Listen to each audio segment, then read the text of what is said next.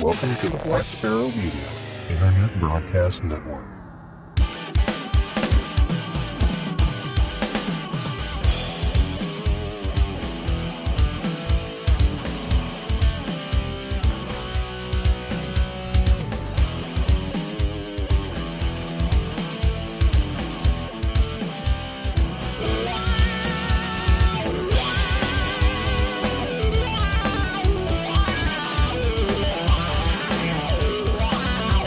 You are listening to Linux in the Ham Shack. LHS is a podcast about Linux, open source, and amateur radio for everyone. Now here are your hosts, Russ, K52UX, Cheryl, W5MOO, and Bill, NE4RD. Well, hello everybody and welcome. You have tuned into episode number 467 of Linux in the Ham Shack, the most terrific amateur radio podcast on the internet. And this is our weekend edition, our upgraded version of the Weekender, the 91st one of these that we've done. So thanks for tuning in. Things are going to be a little bit different, and we'll tell you a little bit about that in a second. But before we do, let's go ahead and introduce ourselves. I'm Russ, K5TUX. I'm Cheryl, W5MOO. And I'm Bill, NE4RD. So, as we've talked about in the past, one of the things we are going to do to the show is revamp the Weekender, and we have decided to do that, and this will be the first one of those that we've done.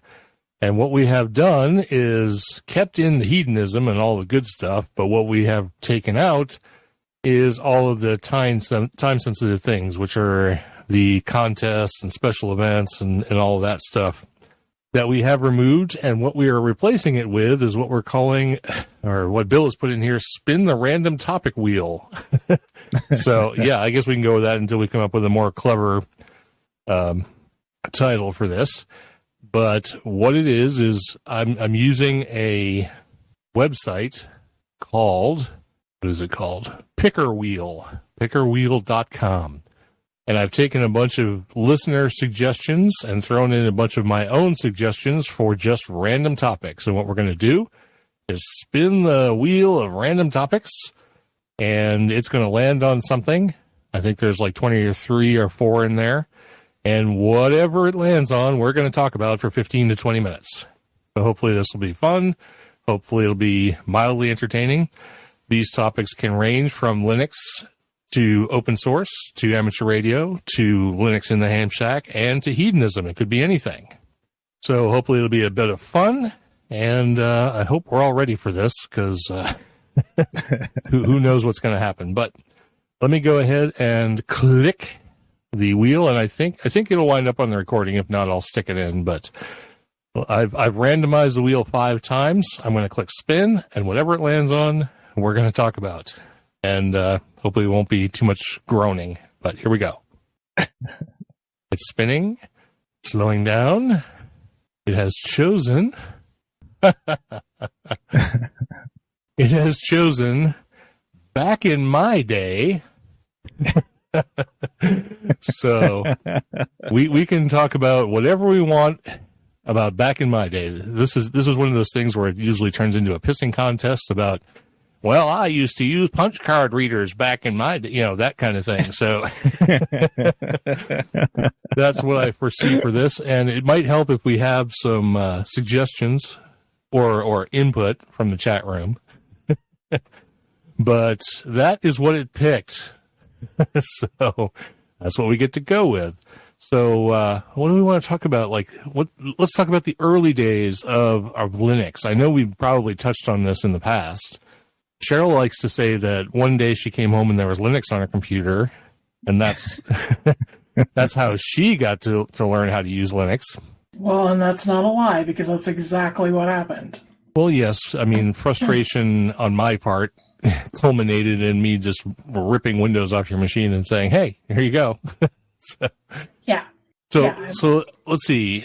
So you came into Linux much later than me for sure. I don't know if I even asked Bill when he started using it. Has that come up before? I think we've talked about it in passing. I think so too, and you're delayed already. Oh man. Well, let me see. Let me give you a quick count. 1. And he's gone. Oh, he's gone. Okay, well. Oh, he's back. Yeah. All right. So you're back. So we've talked about it in passing. So back in my day, which was 1994. That's when I first started using Debian version 2. So things were really bad back then. Because you got a kernel, you got a stock kernel, which basically had no drivers in it to speak of. And if you wanted to add a device, you had to rebuild the kernel. There was no modularization. There were no pluggable modules, nothing of that sort in the kernel back in my day. So every tweak to your hardware involved a kernel rebuild. And I would say you would do that with a 30% success rate. When did you say you started using Debian? 1994. Okay. I thought you said 1992. No, 1992 is when Linux started. Gotcha. Yeah. Debian didn't come out till 93, so. No, I started using it in 1994.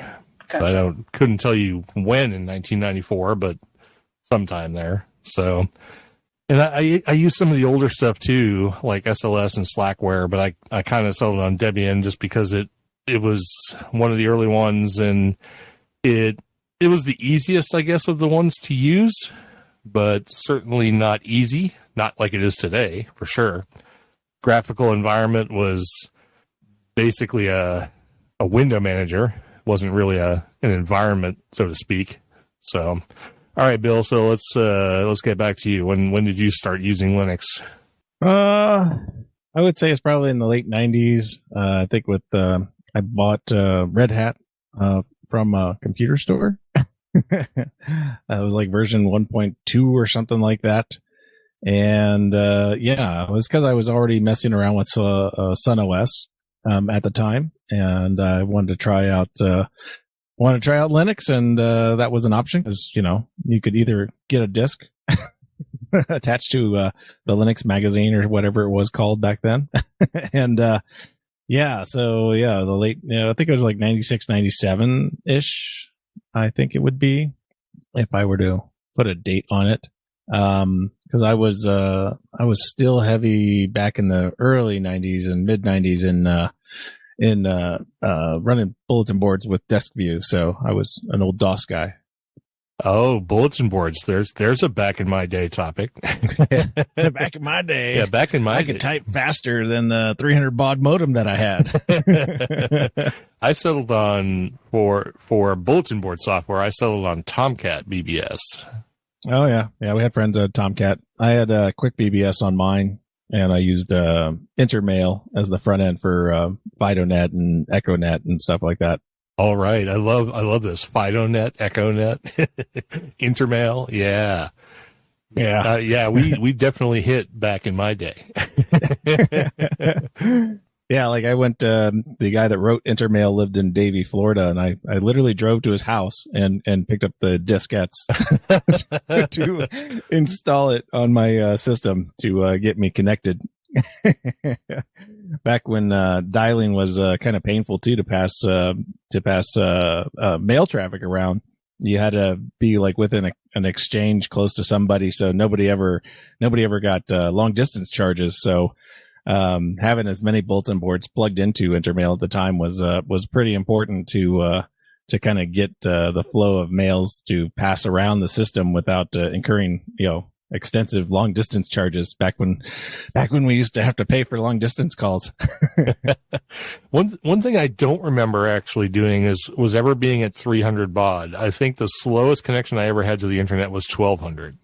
Yeah, my first modem was a 300 baud modem. It came in my word processor.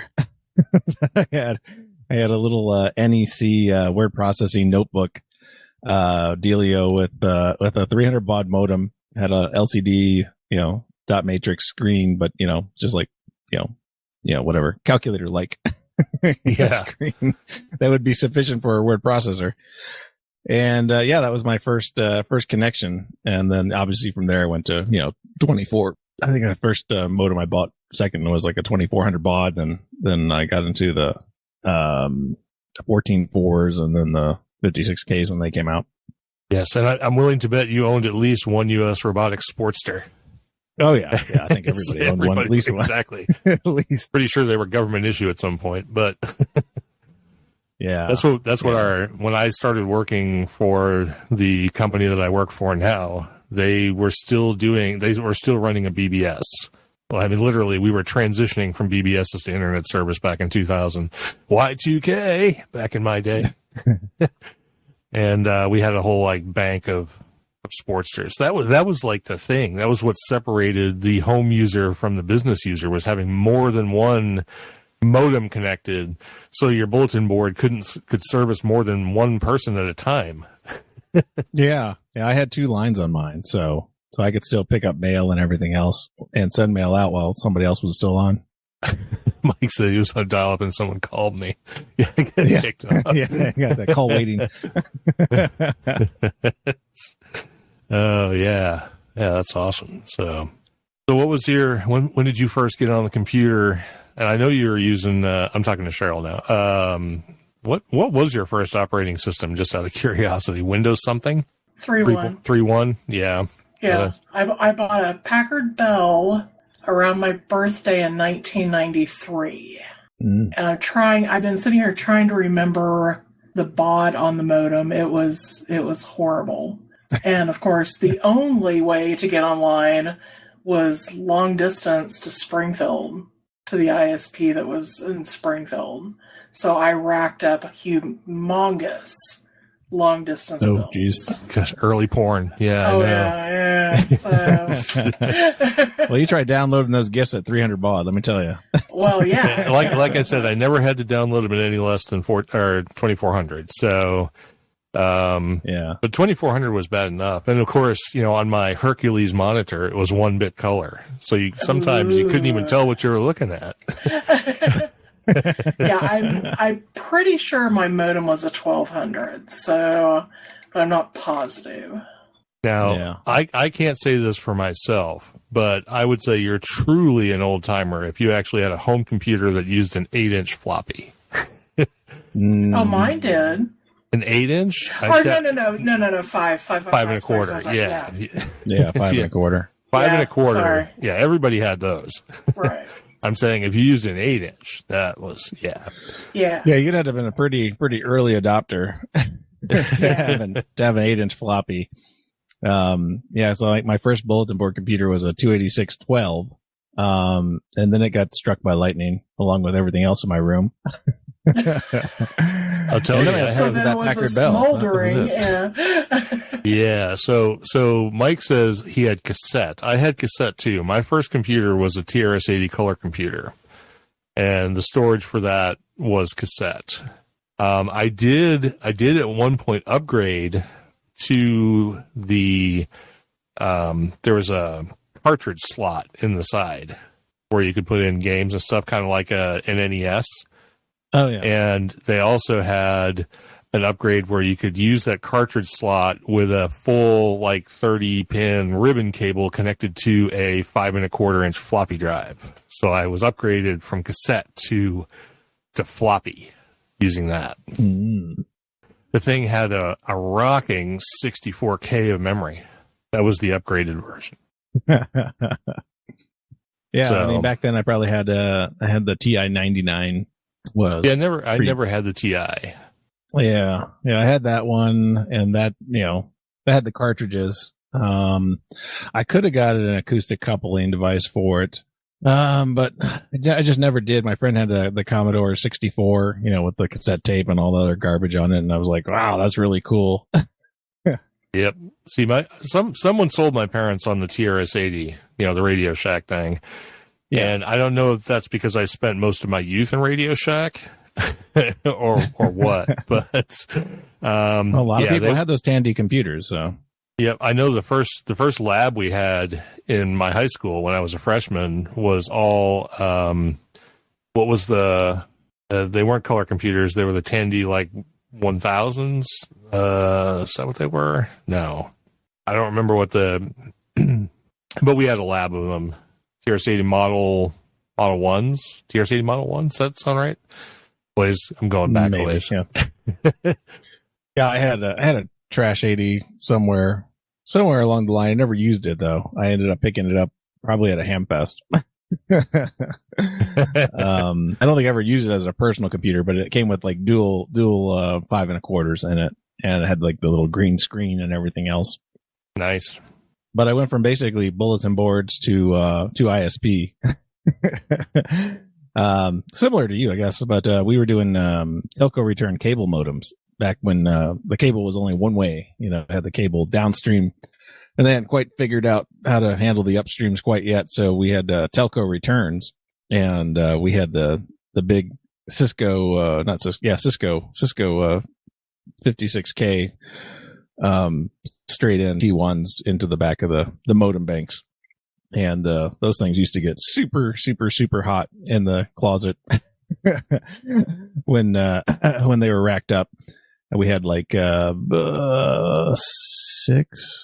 T1s coming in there. So 6 of those devices in one rack. And it was like the air from the bottom of the rack would come in at like, 54 degrees, and it would leave at about 120 degrees. Yep. I still have a Mac SE30 here that has a 10 base 2 connector on it. Oh, geez. So if I ever remember find doing anything else, I remember doing Hamfest with Token Ring. So, or not Hamfest, but like a contest where we hooked all the computers up with coax cable. Yeah, back when 50 ohm, it was 50 ohm terminators were very important. Yeah. And I still have a bunch of BNCTs all over the house here. Yep. See, I work for a telco in the early days of the internet and connecting to different things remotely. So I probably took a step coming up that most people didn't, which was instead of going straight from dial up to DSL or cable, I took an intermediate step with ISDN. Oh, yeah, the 128. Yeah. Yep. Well, with 2 channels, you got 256. Yeah. So I had dual channel ISDN for about a year before we started doing DSL. So yeah, it's probably more reliable than we have now for doing audio transfer. Oh yeah, because it's all synchronous transfer. But the thing of it is, ISDN, like compared to dial-up, ISDN was like so fast. It's like, whoa. Oh yeah. Yeah, it was awesome. Pouring at 4 times the speed. Yeah, I was working for the cable company, and they didn't service where I lived, so I didn't get to have free internet until I actually moved to North Carolina. So, and by then they had 2-way cable modem, so I went from at home dial up to a full 2-way cable modem in North Carolina. Yeah, we only had cable once that I can recall, because Cheryl has lived here for a lot of her life, and the part of it that she lived before she lived here, there wasn't internet. So she didn't have the pleasure of cable service. I've never had the pleasure of cable service because I've always sort of been in telecom, so it's always been DSL or, whatever the latest and greatest thing is. We did have, when we lived in Springfield for like a year and a half, we had cable. But really, we've really never dealt with cable, so I don't know. Yeah. I'm not in the DOCSIS world. I don't understand any of that stuff. Well, I was even involved in like pre-DOCSIS before, and when we had the up in Jacksonville, Florida, we had Land City was the first 2-way cable modem product that they rolled out, and then this was all pre-DOCSIS. And of course, like within like 2 years, that was replaced with DOCSIS 1. Yeah, I know nothing of cable. Except for television. And even then we had cable TV only when we had cable internet. For the rest of the time, it's always been either OTA or satellite. So my parents, on the other hand, have cable, and it's terrible. So I can attest to that. Cable sucks. Yeah, but they live in a like a community, like an apartment complex or a condo complex. So all they're allowed to have is cable. So, but yeah, what else back in my day? What can I think of all the craziness that's going on? I remember working on Cisco 2500 series routers a lot in my last job. Back in the day, those little 1U routers that really did next to nothing. Hey, I'd have one of those on my shelf, I think, still. Yeah, you could connect like 2 things into them. And yeah, wow. Things have come a little ways since then. What do you, well, you're asking Cheryl, I remember my dad having CompuServe, and if there was ever a worse service in the world, CompuServe was it. AOL was bad, but CompuServe was worse. You've got mail. Yeah. Oh, it's funny. I think my worst experience. Go ahead. One of our, yeah, I'll let you go ahead with that in a second. One of our friends, he was actually here last night to play like a little impromptu, pop-up poker game. But I had, well, long convoluted story. I had to send him some money, so I did it through PayPal, and he still has an AOL address. I know lots of people with AOL addresses still. It's pretty funny. Yeah. Talk about AOL. So like they bought the cable company I work for, Time Warner, or like it was a merger, and became AOL Time Warner. And I remember in the conversion they gave us all AOL email accounts for work, and we had fobs with the thing we're used to now with the 2-factor authentication for our AOL accounts to pick up our company email. And it's nothing more annoying than having to log into an AOL interface to get your email for work. It was horrible. Yeah, Mike in the chat room was talking about UUCP. I remember having to do email with UUCP, but that's real early. Having to know your entire like transport and being able to put that into the UUCP, whatever the equivalent of a URL was back then. Yeah. There was a lot of Gopher back then too, to get between servers Gopher, and stuff like that. Yes. Yeah. Gopher, and yes, there was. I'll have to save this for another time, but there was something I hacked Gopher somehow in a way to get to. Oh, I remember what I did. I used the company that I worked for back in the mid 90s. I eventually became their systems administrator through a series of weird flukes. But anyway, at the time they had restricted access to all of their outbound connectivity. They had dedicated links to some of their other office locations, and they did have connections to outgoing modems and stuff, but you couldn't get to them. But I found out how to like shell escape out of the database program, got into the Gopher and wrote in a line to do outbound modem connections so I could just fritter my day away at work.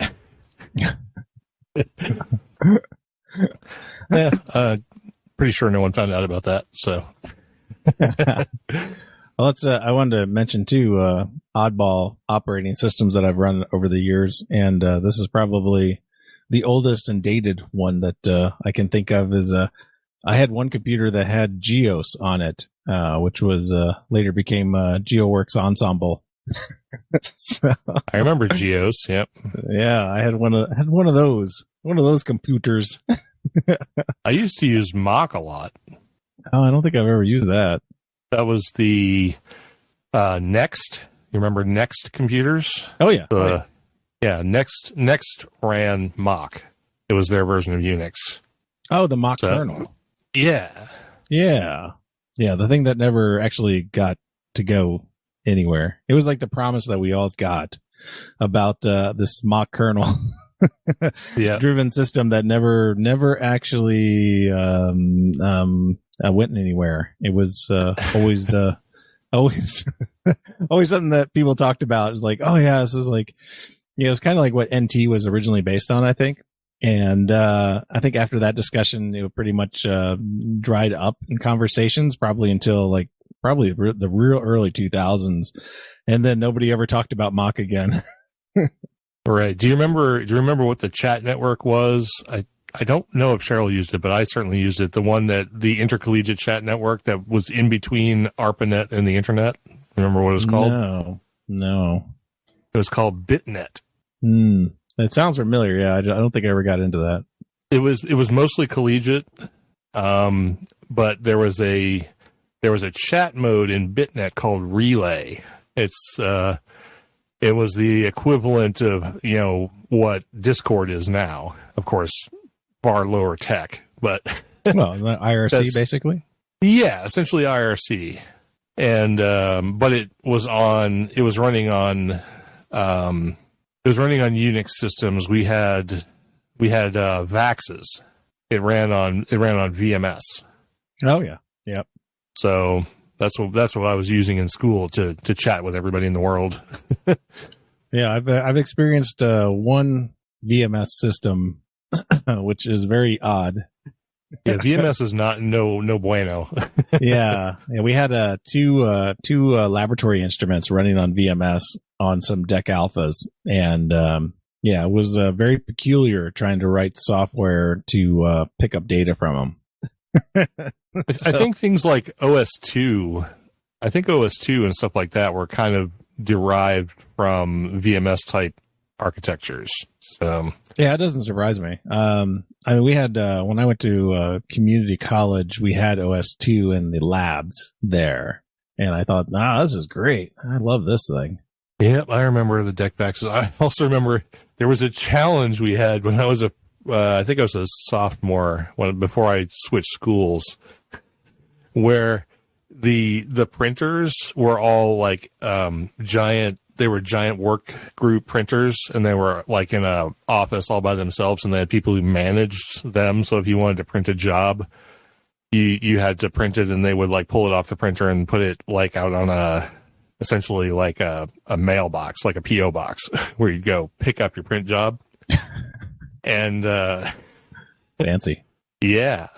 And one time I printed man, like all of it. I don't remember how many pages it was, but it was something on the order of a couple thousand. Jeez. So I had like four spiral bound notebooks with the output of man. Yeah, I think the largest, the dumb things I printed over the years. I did print the manual to Quick BBS on my dot matrix printer, which took an entire ream of tractor fed paper. Yep. And I also printed the Keplerian elements at one point in time on a regular basis, and I still have my 3-ring binder with some of those earlier TLEs in there because at the time I was also involved in doing satellite work with RS-10 and 11, RS-1011, 10/11, and RS-15. And I think at that point RS-12 was sort of working half the time, so really wasn't working that much, but a lot of contacts on RS-1011. So, but yeah, a lot of printing of that, and then getting those elements in there and trying to figure out when the passes were, and doing the old 2 meters up and 10 meters down. What mode is that? Like SU? No, it's mode A, I think. A. Okay. Yeah, I don't do satellites enough to know what the letter modes are. But. Yeah.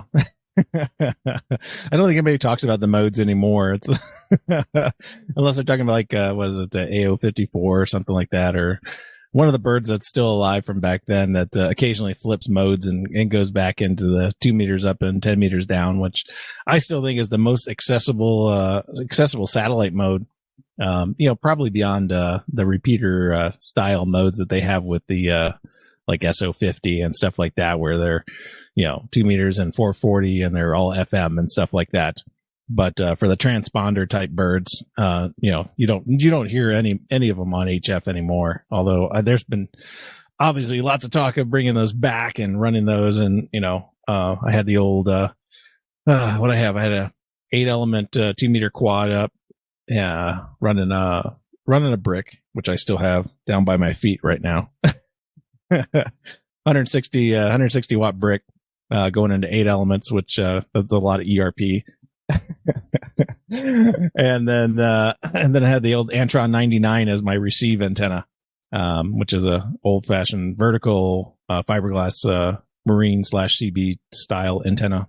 Oh, I had an Antron 99. The thing I remember most about that thing is after it being up in the air for 5 years, taking it down, I got my fingers shredded by all the fiberglass on it.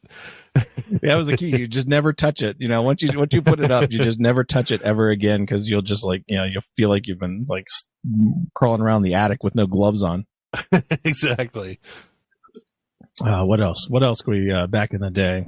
I used to go to we used to go over to Fort Lauderdale all the time. This is back in the Florida days, and we'd go to there'd be a sort of a tailgating thing that happened over there at the Motorola building, and we used to call the Motorola Free Flea Market, or the Motorola Free Flea for short.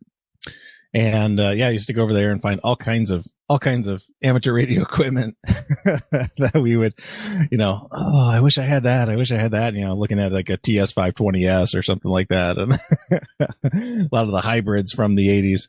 Yeah, it's crazy. I mean, we could probably go down this rabbit hole all day. We haven't heard much from Cheryl. You got any back in your day stories?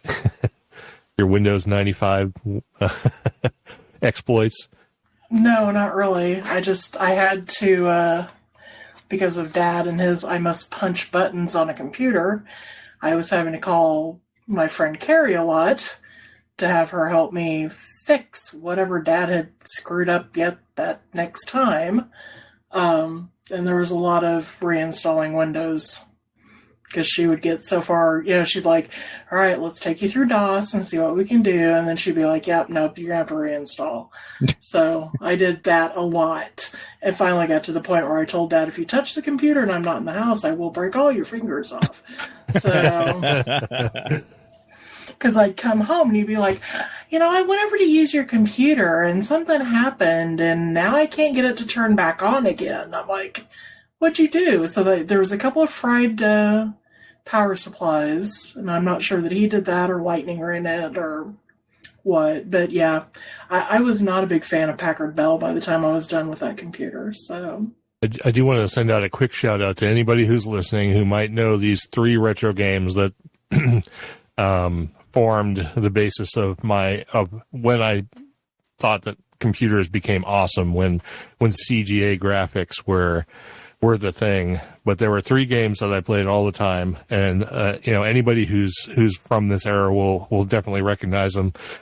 Commander Keen, oh yeah, Cosmic Charlie, and Castle Wolfenstein.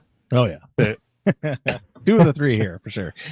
Yeah, Cosmic Charlie was a little bit more esoteric than the other 2, but it's definitely the same vintage. And man, did I ever have fun playing those! And also, you didn't have Leisure Suit Larry?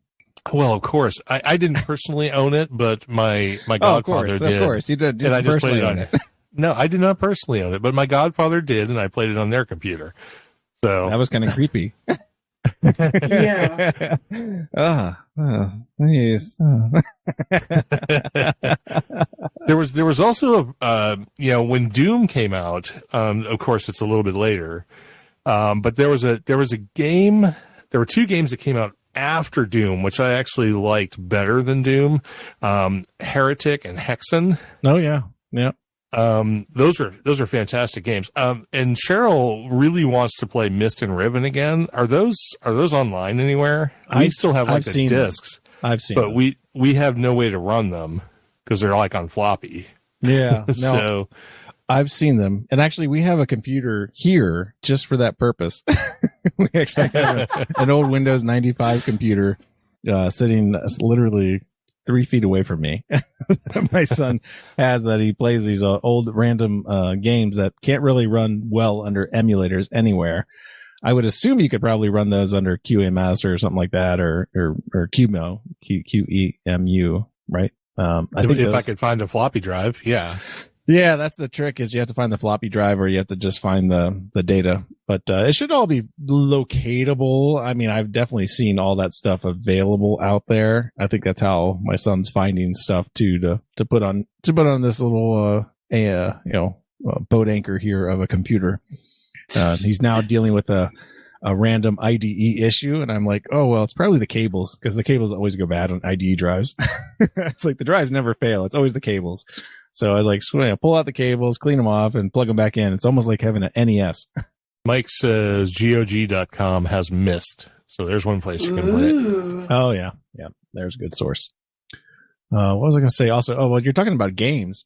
going back to the bulletin board, I mean, the biggest game that I was running, and they were called Doors back then, Doors on bulletin board, and was Trade Wars. You remember playing Trade Wars online? I do remember playing Trade Wars. Yes. Yeah, that was like the big attractor, because you could only do a few moves per day. So you'd have people that would come in, do their little moves, and then come back the next day and continue on. It was a great game. A lot of people connected to my machine and played Trade Wars on it all the time. Yeah, and we can't forget like the early text-based adventures like Hitchhiker's Guide and all those, and Zork. Oh yeah. Well, this has been fun, but I think we should probably not go too much further.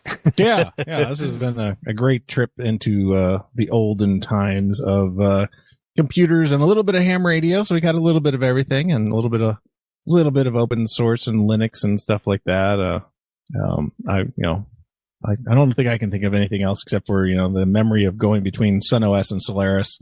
That was a little bit weird, but a lot of common desktop environment, CD, fun stuff. Yeah. Oh yeah, absolutely. Migrating off of Solaris and all of that. I mean, I think there may still, in my old office at work, I think there's still a Spark station sitting in there. Yeah, I'm still, I have the mouse pad I'm using right now is one from my Sun Ultra 2 that I had as my desktop. So it's got that weird, like purple and gray kind of. Yep. It's the Sun Ultra Computing mouse pad, and I still use it to this day. And for those people that are listening to live, you'll see a picture of it in the live chat here in a second. Something about those sun colors, because even the computers even the Sparks and stuff were those colors too. That sort of weird purpley gray, whatever color you want to call that. Okay. Yeah. Sorry. I'm so slow. And open Indiana is still a thing. So yeah, if you want to run SunOS and CDE, you can still do it.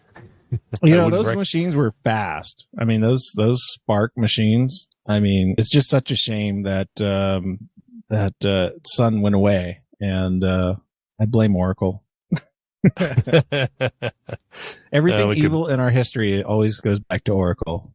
Or Hitler, one or the other. It's almost the same well, thing. Right. Of course, maybe they're the same thing. Have you ever seen them in the same place? No. Yeah, no. I think there is something there. All right. Let's move on. So that was our random topic for this week in the Weekender, and the topic was, if anybody wasn't following along till now, back in my day. So thanks for listening to that. And let's go ahead and dive on into the hedonism. Let's get to some more good stuff. That was fun. This will be fun too. And of course, we always start hedonism with food because, while you're playing those retro games, you got to eat and you got to drink whiskey because you can't do anything but make it better, right? So we'll bring Cheryl back on here and we'll let her talk about what recipe she's got for us this time around.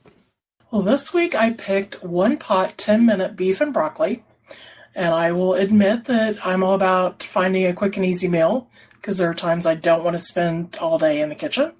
And this is one of those that will, do that. We like Asian food. We've not tried this one yet, but it is on our to-do list. So what you need for this is 1 pound of ground beef, a bag of frozen chopped broccoli, a bunch of chopped green onions, 3 cups of cold cooked white rice, and a cup of thick teriyaki marinade sauce. And I personally use Kikkoman. That's the only thick one I've found. So there you go for that. But toss everything in a Dutch oven and you have dinner in probably 15 or 20 minutes. So, and of course the recipe will be in the show notes. And for my mixed drink corner this week, I picked the Tequila Sunrise. And it's because Russ makes a really good one. So, and for that, you need 2 ounces of tequila, 4 ounces of OJ, 3/4 of an ounce or so of grenadine, and some ice. And if you want to garnish it, you need a cherry and some orange slices. And again, the recipe will be in the show notes. But I did add the fact that the recipe is the drink is strictly sweet. If you don't want it to be so sweet, add a squeeze of lime to give it a little tartness. If you want it to be a little more complex, use an orange liqueur in it, like Cointreau. You can make a tequila sunset by substituting blackberry brandy for the grenadine. You can use vodka in it for a vodka sunset, or use Malibu coconut rum for a Malibu sunset. So there's a couple of different options there. So, oh, back in my day, blackberry brandy was the way I used to get drunk. I'm sorry. Yeah. Poor bastard. Yeah. I drank an awful lot of blackberry brandy in my late 20s. Okay. And you still have a palate. I do still have a palate. I know. All right. So moving on. Well, that sounds good. Maybe I'll have a Tequila Sunrise tonight. Do you want Tequila Sunrise? I know you say you're not really big into tequila, but tequila and I had a very bad relationship when I was in high school. Yeah. And yeah, I don't drink a lot of it, so. Are you over that now? Like, you could probably try it, maybe? I could probably, yeah, and I've had a Tequila Sunrise when you've made it. I just don't want a steady diet of tequila, probably because I drink too much of it. But hasn't that happened to everybody that has drank tequila? You always end up drinking too much of it. Too much of it. Yeah. I lived on tequila for like 10 years. And then one day my stomach went, I can't do this anymore. And I went, oh, okay. So then I switched to vodka, and my stomach has kind of done I can't do this anymore. So now I'm on rum. So I guess maybe when the rum days are over, I can go back to tequila. It should be about time. Full circle. Yeah, exactly. Or I could just, make a slight U-turn into the whiskey shelves or Scotch shelves in the gamer. Yeah. So I don't think the Tequila Sunrise is terribly sweet. I mean, of course, the way I make it, the grenadine just goes in just to color it, just to get the effect. Yeah. Right. So I don't think I put that much sweetener in it because it's still very tequila-y, and I probably put more tequila than orange juice, but that's just me. Right. Oh, no, that's the way I make them too. Absolutely. Yeah, it's more tequila-y with a little bit of orange juice and then just a smidge of grenadine just to get the color shift. The sunrise, right. Yeah, absolutely. You make them the same way I do. So, all right. So what I've got tonight in my drink corner is a bottle I just opened before the show. It's Bradshaw's Kentucky Straight Bourbon. And let's see, does it just say Bradshaw or does it say, it says Bradshaw, but this is the collaborative effort between Terry Bradshaw and the Silver Screen Bottling Company, which I'll get to that. I'll just go ahead and read my description here. The description is, and I included that this is batch number 0005 that they included on the bottle for whatever that's worth. They say 4 Super Bowl victories was no ordinary feat, but then Terry Bradshaw was no ordinary player, and he's definitely not an ordinary human being even today. So if you ever see Terry Bradshaw do anything, he's a unique individual. And what was the movie where the line went, "Oh, he's unique," and what's unique? Is that like Latin for asshole? What the? No, you got me on that. I think it's a John Candy movie. I think it might be Planes, Trains, and Automobiles or one of those. But anyway, I'll think of it at some point. So anyway, it makes sense that Terry Bradshaw Kentucky Straight Bourbon Whiskey is anything but ordinary, blended from the finest grains and aged in hand-selected barrels. The 212 blend is worthy of a nod from a true champion. Bradshaw Bourbon is a collaboration between Bradshaw and Silver Screen Bottling Company, which is known for bottling several celebrity liquors. The bourbon is bottled at an ABV of 51.9%, which is a nod to his career passing completion percentage. 51.9% doesn't seem awfully high, actually, but maybe it is. Batch 212 is a reference to his career touchdown passing total. And this whiskey, is aged for 2 years. So, yes, you're getting a young bourbon. So why he decided to go with such a young bourbon, I'm not really sure, but it is what it is. I was able to find the mash bill on this. It's 70% corn, 21% rye, and 9% malted barley. So it's a pretty high rye bourbon. It's along the lines of Blanton's. I think Blanton's is sort of right in this category for high rye. The proof on it, as we've already discussed, 103.8 proof, 51.9% ABV. It comes out of Owensboro, Kentucky. Because it is only aged 2 years, it's pretty light in color. I would call it a light golden honey color. And the nose, yes, I've got it right here. It's got vanilla and toffee, definitely some banana, maybe even a little peanut or peanut brittle, like sweetened peanut, or like honey roasted peanut, maybe even a little baked bread, and definitely a hit of ethanol. So you can definitely tell it's pretty young. On the taste, we have some notes that sound like they'd be really good, but they're kind of light, and the sort of green grassiness and the grain, the sort of youth of the grain comes through all of these and doesn't make it particularly interesting, but they're all still there.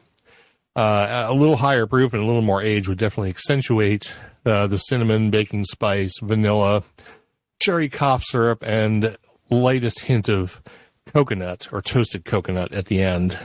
So a few things in there, but is Wait, appetizing. What kind of cherry cough syrup? Are we talking like Vicks or what?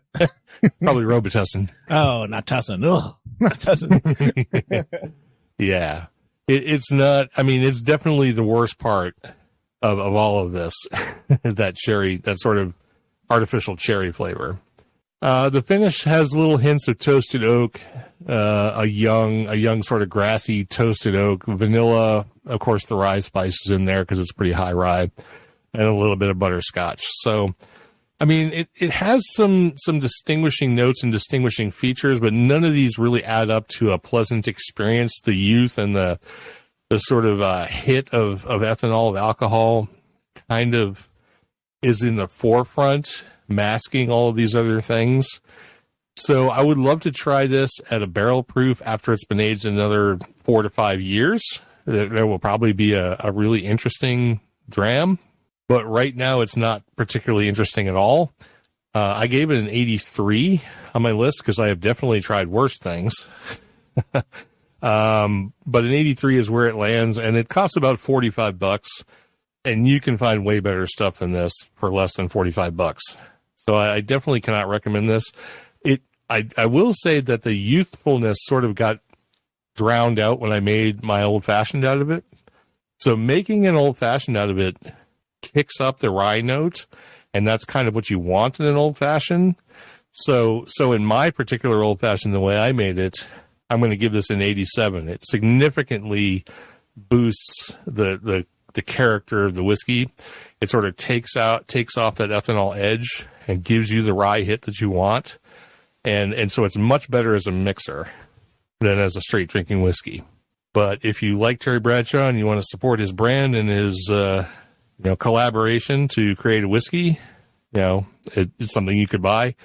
I can't recommend it. And there are other, this is a very gimmicky whiskey. There are other gimmicky ones that are better for about the same price point. So I'm not going to recommend this. Like I said, 83, 87 in an old fashioned. And that's really all I've got. So we'll let Bill tell you what he's got. Yeah. And, strangely enough, I have a tequila. I'm having some Califino Reposado tequila. My wife actually got a gift basket as a sort of a door prize to a fundraising event the other day. So this is free tequila to me, which is the best kind of tequila in the world. But I do have to say that this is actually pretty good.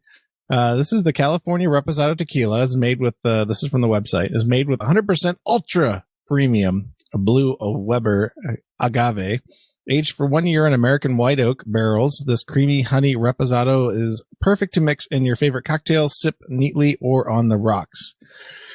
And yeah, I did have it neat the other night just to taste it, and it was actually it was surprisingly really nice. It was a nice sipping tequila, which I don't generally do. The tequila, normally just shoot it, right? So, and tonight I'm having it with a Tres Agaves, Trace Agave's Margarita Mix Organic, and it actually just shines quite nicely as a margarita up on the rocks. And yeah, I enjoy a tequila every now and then. I don't generally go out and buy it, but when a bottle comes to your hands for nothing, you should definitely just enjoy it. I think the bottle runs about $50 or something like that. I don't know. It's probably varies state to state. It's a 40% alcohol, so 80 proof. Pretty typical for tequilas, but it does have a nice profile for just having it as a sipping tequila. So yeah, that's it. Calafino Reposado Tequila. All right, very good. Mike in the chat room says, "Shoot it and regret it." And Cheryl found for me that it was actually from Planes, Trains, and Automobiles, and I actually remember the scene now. It was John Candy and Steve Martin sitting in a restaurant talking to each other, and Steve Martin is trying to get out of being around John Candy anymore. Anybody who's seen the movie will know what I'm talking about. And he says, let me close this conversation by saying that you are one unique individual. And John Candy says, unique, what's that, Latin for asshole? So, yeah, in context, it is friggin' hilarious. But, of course, Planes, Trains, and Automobiles is one of my favorite movies of all time. So, there you go. Tony wants to know what libation he should bring to Hamvention. Anything is good. Anything at all. Yeah. I'm bringing, I think I've got 3 whiskeys in my cart at Total Wine to pick up on the way. I think there's 2 Missouri and 1 Indiana whiskey that I'm bringing. So you need to throw something for me in your cart while you're at it. Why don't you throw something for you in your cart? In your cart? Okay. Well, whatever. Just tell me what it is, and I'll throw it in the cart, or whatever. Well, as I said, I saw that Screwball was on sale, so. Oh, you want some Screwball? Okay. I'm thinking about it. So. Okay. Screwball peanut butter whiskey. Yeah. Well, they have all different flavors now. Okay, well, just let me know what you want, and I'll put it in the cart. All right. Okay. All right, very good. So, Calafino or Reposado Tequila in the house. Excellent. I definitely need to try some more tequilas. We'd like to try a little bit of everything. I just haven't spent a lot of time on some of the clear liqueurs. So, all right. Yeah. We're working on it. We've got stuff that we bought in New Hampshire and Massachusetts and stuff we haven't tried. Like we've got, mead and there's gin and wine and gin and tequila and all kinds of crap. So, all right. So moving on, let's do some announcements and feedback. The announcements we have are Hamvention 2022 is happening, and as you listen to this, it will be very, very soon. So make sure you come out to Hamvention. We'll be in booth 5004. That's in the Hertz building, building 5, and we hope to all see you there. And it should be a good time. It's been a long time since we've all been in Hamvention, so looking forward to it.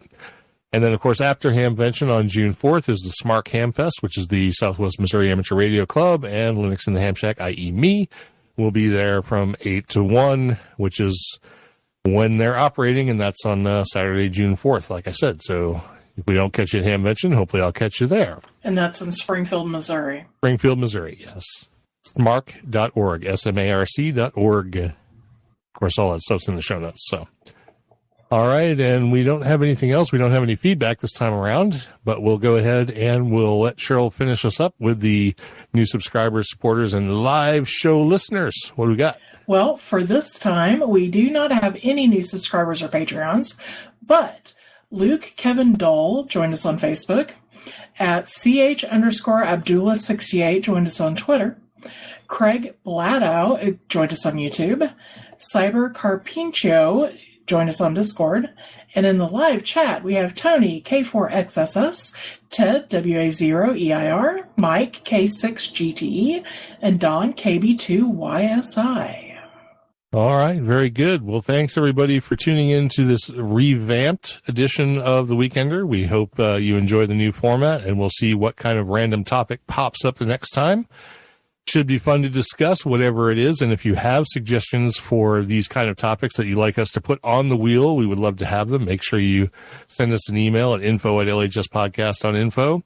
And we will definitely add your suggestions to the wheel of mystery topics. And you'll hopefully hear some fun and interesting things when we do the Weekenders every 3 weeks.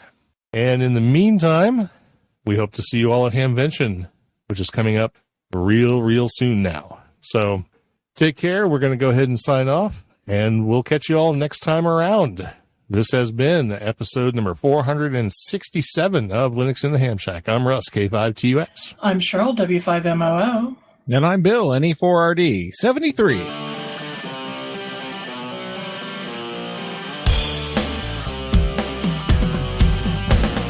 Thank you for listening to this episode of Linux in the Ham Shack. LHS is a community-sponsored podcast. Our website is located at lhspodcast.info. You can support the podcast by visiting the LHS Patreon page at patreon.com/LHS Podcast, or by using the contribute list on the homepage. We have a presence on Discord, Facebook, IRC, Twitter, and YouTube. You can also drop us an email at info@lhspodcast.info, or leave us a voicemail at 1-909-LHS-SHOW. That's 1-909-547-7469. Visit the online LHS merchandise store at shop.lhspodcast.info for fun and fashionable show-themed merchandise. Until next time, remember to always heed your hedonism.